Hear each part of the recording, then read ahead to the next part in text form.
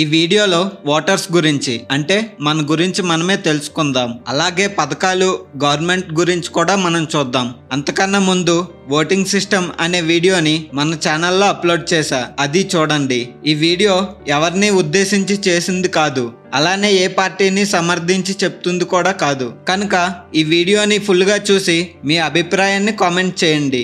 ఎవరి మనోభావాలైనా ఈ వీడియో వల్ల దెబ్బతినుంటే ముందుగానే సారీ. ఈ వీడియో చాలా రీసెర్చ్ చేసి చెప్తున్నా, అందుచేత మీ ఫ్రెండ్స్కి మీ ఫ్యామిలీ మెంబర్స్కి షేర్ చేయండి, వాళ్ళకు కూడా ఉపయోగపడుతుంది. ఇంక లేట్ చేయకుండా వీడియోని స్టార్ట్ చేద్దాం. Welcome to our channel.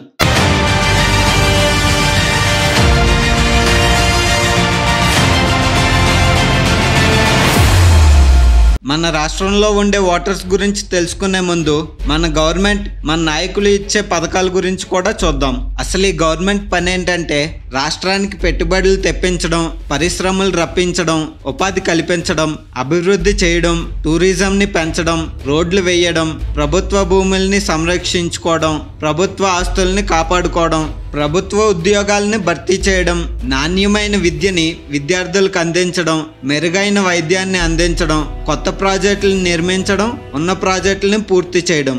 ఇవన్నీ మన సొంత డబ్బులతో మనం చేసుకోలేం కాబట్టి మనం గవర్నమెంట్ని ఎన్నుకొని వాళ్ళ చేత ఎలాంటి పనులన్నీ చేయించేలా చూడాలి. ఎందుకంటే గవర్నమెంట్ని మనం నడిపిస్తున్నాం. మనం కొనే ప్రతి వస్తువు మీద గవర్నమెంట్ ట్యాక్స్ విధిస్తుంది. పెట్రోల్, డీజిల్, మద్యం, ఇంటి పన్ను, నీటి పన్ను, విద్యుత్ పన్ను, డ్రైనేజ్ పన్ను, కొత్తగా చెత్త పన్ను. అంతెందుకు, మీరు కారు కొన్నా, బైక్ కొన్నా వాటిని నడిపే రోడ్డు మీద రోడ్ ట్యాక్స్ వసూలు చేస్తుంది. ఇలా మనం చెల్లించే ప్రతి రూపాయి రాష్ట్రాన్ని అభివృద్ధి చేయడానికి వాడాలి. కానీ ప్రభుత్వం గవర్నమెంట్ ఎంప్లాయీస్కి శాలరీస్, పథకాల పేర్లతో జనాల పైన ఖర్చు పెడుతుంది.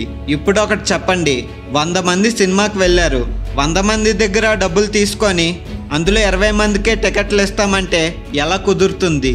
అలాగే ఈ పథకాలు కూడా పనిచేస్తాయి. 100 మంది దగ్గర డబ్బులు తీసుకొని అందులో 30 నుంచి 40 మందికి మాత్రమే పథకాలు అందజేస్తుంది మన గవర్నమెంట్. దీన్ని ఏమంటారో మీరే చెప్పండి. ఇప్పుడు ప్రజలు కూడా ఈ పథకాలనే కోరుకుంటున్నారు. ఆ పథకంలో అంత వస్తున్నాయి, ఈ పథకంలో ఎంత వస్తున్నాయి అని హమ్మయ్య అని అనుకుంటున్నారు. అదే ప్రజలు చేస్తున్న అతిపెద్ద తప్పు. అవి సంక్షేమ పథకాలు కాదు, మీ జీవితాల్ని వెనక్కలాగే దరిద్రాలు. అది ఎలాగో జాగ్రత్తగా వినండి. ముందుగా మనం కట్టే ట్యాక్సుల వల్ల గవర్నమెంట్ దగ్గర డబ్బులు ఉంటాయి. ఆ డబ్బుల్ని సంక్షేమ పథకాలు అని చెప్పి కొంతమంది జనాలకి ఆ డబ్బుల్ని పంచుతుంది. ఇలా డబ్బులు ఇచ్చేయడంతో గవర్నమెంట్ దగ్గర ఉన్న నిధులు ఖాళీ అవుతాయి. ఇప్పుడు జనాలు కట్టే ట్యాక్సుల కోసం చూస్తుంది. ఈలోపు ఇంకో పథకానికి డబ్బులు ఇచ్చే టైం అవుతుంది. అప్పుడు గవర్నమెంట్ చేతుల్లో డబ్బులు లేక ముందుగా సెంట్రల్ గవర్నమెంట్ దగ్గరికి వెళ్తుంది. వాళ్ళు ఇప్పుడు మా దగ్గర డబ్బులు లేవు అని అంటారు. దాంతో మన గవర్నమెంట్ ఆర్బీఐ దగ్గరికి వెళ్తుంది. రాష్ట్రంలో ఉండే ప్రభుత్వ భూముల్ని తాకట్టు పెట్టి డబ్బుల్ని అప్పుగా తెస్తుంది. ఈ డబ్బుల్నే జనాలకి పంచుతుంది. ఇలా పంచే సమయంలోనే ఇంకో పథకానికి టైం అవడంతో ఈసారి ఆర్బీఐ దగ్గరికి కాకుండా చిన్న బ్యాంక్స్ దగ్గరికి వెళ్ళి గవర్నమెంట్ బిల్డింగ్స్ని తాకట్టు పెడుతుంది. మళ్ళీ ఆ డబ్బుల్ని జనాలకి పంచుతుంది. ఈ రొటేషనల్ సైకిల్ వల్ల రాష్ట్రం అప్పుల్లో కూరుకుపోతుంది. అప్పుడు మన గవర్నమెంట్ సెంట్రల్ గవర్నమెంట్ని, బ్యాంక్స్ని వదిలేసి జనాలపైన పడుతుంది. నేను మీకు డబ్బులు ఇచ్చాను కాబట్టి గవర్నమెంట్ నిధులు ఖాళీ అయ్యాయి అని చెప్పి ప్రజల్ని డైరెక్ట్గా డబ్బులు వెనక్కి తిరిగి కట్టమని అడగలేక ట్యాక్సెస్ని పెంచుతుంది. దాంతో సరుకుల ధరలు పెరుగుతాయి. మనం తప్పక వాటిని కొనుక్కుంటాం. అప్పుడు గవర్నమెంట్ దగ్గరికి డబ్బులు వస్తాయి. మళ్ళీ ఆ డబ్బుల్నే జనాలకి ఇస్తుంది. ముందు బ్యాంక్స్ దగ్గర తీసుకున్న డబ్బులు కట్టకపోవడంతో అక్కడ వడ్డీలు పెరుగుతాయి, ఇక్కడ ధరలు పెరుగుతాయి. ఇలా ఈ ప్రాసెస్ జరగడం వల్ల సామాన్యుడి మీద భారం పడుతుంది. కానీ పథకాలు మాత్రం ఆగవు. కొన్నిసార్లు అప్పులు దొరక్క పథకాలు, గవర్నమెంట్ ఎంప్లాయీస్కి జీతాలు లేటుగా పడతాయి. కానీ పడ్డం మాత్రం పక్కా. ఎందుకంటే నీ దగ్గర తీసుకొని నీకే పెడుతుంది కాబట్టి. ఈ పథకాలు మంచివే కదా అని కొంతమంది వాదిస్తూ ఉంటారు. కామెంట్ సెక్షన్లో కామెంట్లు పెడతారు. వారికి నా సమాధానం ఏంటంటే ఈసారి సంవత్సరానికి ఒకసారి కాకుండా నెలకొకసారి 11 డబ్బులు వేయమనండి. ఇంకా చేస్తున్న పనులన్నిటిని వదిలేసి హాయిగా ఇంట్లో ఉండొచ్చు. అలాగే వీరికి ఇంకొక విషయం, ఈ పథకాల వల్ల మన గవర్నమెంట్ ఇప్పటిదాకా 4.85 లక్షల కోట్లని ఆర్బీఐ దగ్గర నుంచి అప్పుగా తెచ్చుకుంది. పెండింగ్ బిల్స్, డెప్ట్స్ ని కలుపుకొని దాదాపు 11 లక్షల కోట్లు మన రాష్ట్రానికి అప్పు ఉందని ఎస్టిమేట్ చేసింది. ఈ అప్పుల్ని తీర్చడానికి మన రాష్ట్రంలో ప్రతి మనిషి మీద 2.25 లక్షల భారం పడి ఉంది. ఒక సామాన్యుడు ఒకే విధమైన శాలరీ కోసం పనిచేస్తూ ఉంటాడు. ఈ పథకాల వల్ల ఒక నెలలో డబ్బులు పడ్డాయని ఆనందపడేలోపే మిగతా 11 నెలలు పెరిగిన ధరలతో ఇబ్బంది పడుతూ ఉంటాడు. అతడి అవసరం కోసం శాలరీ సరిపోక అప్పు చేస్తాడు. ఇలా సామాన్యుడు అప్పులో కూరుకుపోతాడు. ఇప్పుడు ఒక ఇంట్రెస్టింగ్ హామీ గురించి మాట్లాడుకొని తర్వాత పథకాల గురించి స్టార్ట్ చేద్దాం. ఆ హామీ ఏంటంటే మద్యపాన నిషేధం. ఒకప్పుడు ఒక బీర్ రేటు 120 నుంచి 140 రూపాయలు ఉంటే ఇప్పుడు దాని రేటు 200 నుంచి 240 వరకు ఉంది. అది కూడా ఎక్కడ తయారవుతుందో తెలియని, ఊరు పేరు లేని బ్రాండ్కి. ఈ రేట్లతో కూలి పనిచేసేవాడు సగం జీతం కోల్పోయి నిండు దోపిడీకి గురవుతున్నాడు. అలాగే ప్రాణాలు కూడా కోల్పోతున్నాడు. ఇంత జరుగుతున్న మద్యపానం నిషేధం కాకపోవడానికి కారణం 2019వ సంవత్సరంలో ఏడాదికి 17,000 కోట్లు ఈ మద్యపాన అమ్మకాలపైన వచ్చింది. కానీ ఇప్పుడు దాదాపు 24,000 కోట్లు. ఏ పెట్టుబడి లేకుండా గవర్నమెంట్కి వచ్చే ఆదాయంలో ఇది ఒకటి. అలాంటప్పుడు దీన్ని ఎవరు నిషేధిస్తారు? ఇప్పుడు కొంతమంది కూలి పని చేసేవాడు తాగకూడదనే మద్యం రేట్లు పెంచారు అని చెప్తారు. నువ్విది చెప్పు. ఆకలితో ఉన్నవాడు ముందు బిర్యానీ పెట్టి నువ్వు ఈరోజు ఉపవాసం ఉండు అంటే ఉంటాడా? అలా ఉండాలి అంటే తన కళ్ళకి భోజనం కనబడకుండా పూర్తిగా చెయ్యాలి. సరే, ఇంకా పథకాల గురించి చూద్దాం. ముందుగా అమ్మఒడి. ప్రతి సంవత్సరం 15,000 తల్లుల అకౌంట్లలోకి వేయడం. కానీ అక్కడ పడేది 13,000 మాత్రమే. ఈ పథకం కోసం ప్రతి సంవత్సరం 6,455 కోట్లని ఖర్చు పెడుతుంది మన గవర్నమెంట్. విద్యా దీవెన. పేద, ఆర్థికంగా వెనుకబడిన విద్యార్థులకు పై చదువుల కోసం కాలేజీలకి ఫుల్ ఫీజు రియంబర్స్మెంట్ చేయడం. ఈ పథకంతో 29 లక్షల మంది లబ్ధి పొందారు. దీని బడ్జెట్ సంవత్సరానికి 3,400 కోట్లు. ఇప్పటి వరకు ఈ పథకం మీద ఖర్చు పెట్టింది 12,609 కోట్లు. ఆసరా పథకం, ఎస్హెచ్జి, సెల్ఫ్ హెల్ప్ గ్రూప్స్, దీన్నే డ్వాక్రా అని అంటారు. ఈ పథకం ఏంటంటే మహిళలు తీసుకున్న బ్యాంక్ లోన్స్ని రుణమాఫీ చేయడం. దీని బడ్జెట్ 6,700 కోట్లు. వసతి దీవెన. ఐటీఐ వాళ్ళకి 10,000, డిప్లొమా వాళ్ళకి 15,000, డిగ్రీ వాళ్ళకి 20,000. ఇలా ఈ అమౌంట్లని తల్లుల అకౌంట్లలో వేస్తారు. దీని బడ్జెట్ 1,024 కోట్లు. చేయూత. 45 నుంచి 60 సంవత్సరాల మధ్యలో ఉన్న మహిళలకి సంవత్సరానికి 18,750 రూపాయలు జమ చేయడం. దీని బడ్జెట్ 17,000 కోట్లు. పెన్షన్. ప్రతి లబ్ధిదారుడికి 3,000 అందజేయడం. దీని బడ్జెట్ 24,434 కోట్లు. రైతు భరోసా 13,500 రూపాయలని రైతన్నల కుటుంబాలకి అందజేస్తారు. దీని బడ్జెట్ 6,534 కోట్లు. వాహన మిత్ర. ప్రతి ఆటో డ్రైవర్కి, టాక్సీ డ్రైవర్లకి సంవత్సరానికి 10,000 వారి అకౌంట్లలో వేస్తారు. Housing scheme. ఇది పేదవాళ్ళందరికీ ఇళ్ల పట్టాలు స్కీమ్.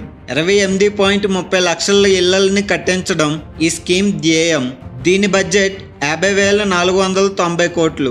ఇప్పుడు ఈ పథకాలు అనేవి ఉపయోగమా కాదా అనేది నా ఉద్దేశంలో తెలుసుకుందాం. అమ్మఒడి. ప్రతి తల్లిదండ్రులకి తెలుసు వారి పిల్లల్ని చదివించాలని. అలా తెలియకపోతే తల్లిదండ్రులకి చైతన్యం వచ్చేలా చెప్పాలి. ఎడ్యుకేషన్ ఈజ్ ఇంపార్టెంట్, స్కూల్కి పంపించండి అని క్యాంపెయిన్స్ రన్ చేయాలి, అడ్వర్టైజింగ్ చెయ్యాలి. పిల్లల్ని స్కూల్కి పంపించడానికి డబ్బులు అంటే వృధా అని చెప్పాలి. గవర్నమెంట్ స్కూల్స్లో ఇప్పటికే బుక్స్, బ్యాగ్స్, షూస్, యూనిఫామ్ అని చాలా ఇస్తున్నారు. అలాగే నాడు నేడు ప్రోగ్రామ్ అయితే ఎక్సలెంట్ అని చెప్పాలి. స్కూల్స్ని డెవలప్ చేయడం అంటే మంచి విషయమే, కానీ ప్రతి స్కూల్లో చేసుంటే బాగుండేది. గవర్నమెంట్ స్కూల్స్కి స్టాండర్డ్స్, క్వాలిటీ ఆఫ్ ఎడ్యుకేషన్ పెంచితే పేరెంట్స్ ప్రైవేట్ స్కూల్స్కి కాకుండా గవర్నమెంట్ స్కూల్స్కి పంపిస్తారు. దాంతో ఆ పథకం డబ్బులు మిగిలేవి. ట్యాబ్లు ఇవ్వడం అనేది మంచి పర్పసే, కానీ పిల్లలు ఎలా ఉపయోగిస్తున్నారు? జగనన్న ట్యాబ్ లో ఫ్రీ ఫైర్ ఆడుతుంది. జగనన్న ఇచ్చాడు ట్యాబ్, ఎచ్చని చెప్తే వాళ్ళు తాత చెప్తాడు. పిల్లలు చదువుకోకుండా ఇదైతే మాత్రం వాళ్ళదే తప్పని చెప్పాలి. Vidya Deevena. Full fee reimbursement అంటే గ్రేట్ థింగ్. కానీ ఈ పథకం వల్ల నెగిటివ్స్ ఏంటంటే ఆ అమౌంట్ని కాలేజ్కి డైరెక్ట్గా వేసుంటే బాగుండేది. పేరెంట్స్కి డబ్బులు వేయడం వల్ల మళ్ళీ కాలేజ్కి కట్టి ఒకవేళ అప్పులు రాక ఫీజు కట్టడం లేట్ అయితే కాలేజ్కి సొంత డబ్బులు కట్టే పరిస్థితి ఏర్పడింది. ఇంతకు ముందు ఫుల్ రియంబర్స్మెంట్ కాకపోయినా ఆ మిగిలిన అమౌంట్ని ఇయర్ ఎండ్కి కట్టేవాళ్ళు. ఇప్పుడు టర్మ్ ఫీజు ప్రకారంగా కట్టడం వల్ల ఫీజు కట్టడం లేట్ అయినప్పుడు కాలేజ్లో ప్రెజర్ పెట్టేవాళ్ళు. కోవిడ్ టైంలో ఫుల్ ఫీజు రియంబర్స్మెంట్ కూడా అవ్వలేదు. వాహన మిత్ర ప్రతి డ్రైవర్స్కి రిపేర్స్ కోసం అని డబ్బులు వేసే బదులు రిపేర్స్కి కారణమయ్యే రోడ్స్ వేసుంటే బాగుండేది. 44,000 కోట్లు ఖర్చు పెట్టి రోడ్లు వేసామన్నారు, కానీ రోడ్లు కనిపించలేదు, డబ్బులు కనిపించలేదు. హౌసింగ్ స్కీమ్ ప్రజలకి భూములు ఇచ్చి ఇల్లు కట్టించకుండా సొంత అమౌంట్తో ఇల్లు కట్టుకోమని తర్వాత ఆ మనీని ఇల్లు కట్టంగానే ఇస్తామంటే చాలామంది ఫౌండేషన్ వేసి వదిలేశారు. కొన్ని భూములు కొండ ప్రాంతంలో ఉండడం వల్ల అవి అలానే ఉండిపోయాయి.